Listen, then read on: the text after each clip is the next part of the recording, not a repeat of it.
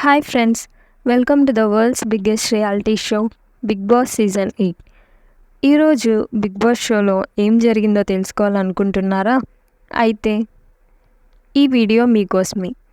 Big boss నుంచి Sonia eliminate అయిపోయింది. స్టేజ్పై ఒక్క మాట కూడా మాట్లాడకుండా వచ్చేసింది. కానీ బిగ్ బాస్ బజ్లో మాత్రం ఖచ్చితంగా మాట్లాడాలి. హోస్ట్ అర్జున్ అదే చేశాడు. గ్యాప్ ఇవ్వకుండా రోస్టింగ్ చేసి వదిలేశాడు. కొన్ని ప్రశ్నలకు సమాధానం ఇచ్చిన సోనియా కొన్నిటికి మాత్రం ఆన్సర్ చెప్పలేక సైలెంట్ అయిపోయింది. ఇందుకు సంబంధించిన ప్రోమో ఇప్పుడు వైరల్ అవుతోంది. హౌస్లో ఎవరితో ఎక్కువ బాండింగ్ ఏర్పడింది అని అడగ్గా అభయ్, నిఖిల్, పృథ్వీ పేర్లు చెప్పింది.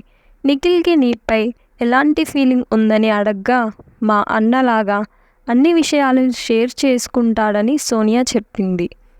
లోపల హౌస్లో వాళ్ళని ఏమారుస్తావేమో కానీ నన్ను వద్దులే అని అర్జున్ సైలెంట్గా సెటైర్ వేశాడు.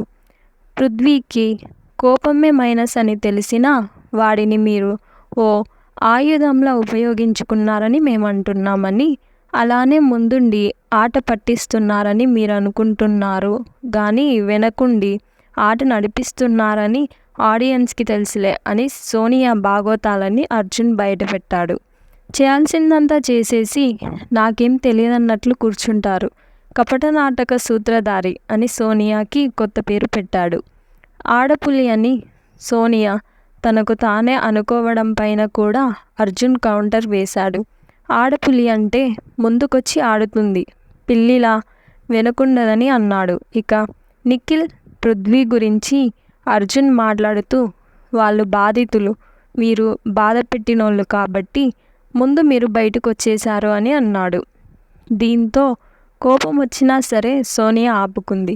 చూద్దాం వాళ్ళు ఎన్ని రోజులు ఉంటారో, వాళ్ళేం ఆటలాడుతారో చూద్దామని తనదైన శైలిలో సమాధానం ఇచ్చింది.